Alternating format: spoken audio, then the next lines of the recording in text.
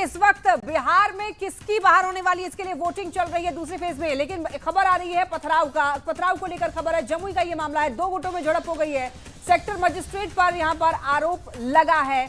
जमुई का ये मामला है, पक्षपात का आरोप लगाकर झड़प यहां पर दरअसल 2 गुटों में हो गई है विवाह। बिल्कुल, और बूथ संख्या 200 बताया जा रहा है। तस्वीर आप देख लीजिए जरा, यहाँ पे किस तरीके से हालात बन गए, जहां पर पत्थरबाजी देखिए करते हुए तस्वीर है। बिल्कुल ये युवा नजर आ रहे हैं। आखिर ये स्थिति क्यों पैदा हो गई, ऐसा क्या हुआ? हालांकि सेक्टर मजिस्ट्रेट के ऊपर, जैसा लक्ष्मी आप बता भी रही थी, कि यहाँ पर पक्षपात करने का आरोप लगाया गया। हालांकि ये क्या पूरा मामला है ये तो देखना होगा, लेकिन छिटपुट घटनाएं जो है वो जरूर सामने आ रही हैं। संवाददाता केसी कुंदन हमारे साथ इस वक्त ज्यादा जानकारी के साथ जुड़ गए हैं। केसी कुंदन, सबसे पहले तो ये बताइए कि आखिर ऐसा क्या हुआ कि 2 गुटों के बीच झड़प हो जाती है?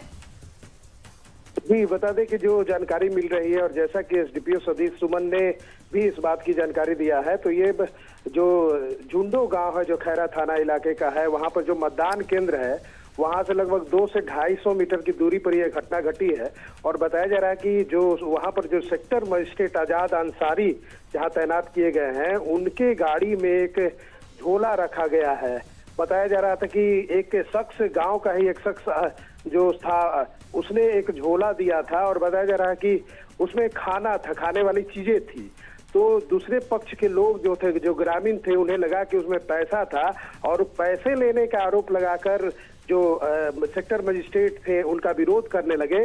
जब सेक्टर मजिस्ट्रेट का विरोध होने लगा तो बाद में दोनों पक्ष, जो एक तरफ एक पक्ष जो सेक्टर मजिस्ट्रेट के का पक्ष ले रहा था, बचाव कर रहा था, वही जो आरोप लगाने वाले जो दूसरा पक्ष था वो आपस में भिड़ गए, और भिड़ने के दौरान दोनों में के पक्षों के बीच मारपीट हुई है, और कुछ ईंटें पत्थर भी चले हैं। हालांकि इसमें किसी घायल होने की सूचना नहीं। इस वक्त क्या हालात हैं?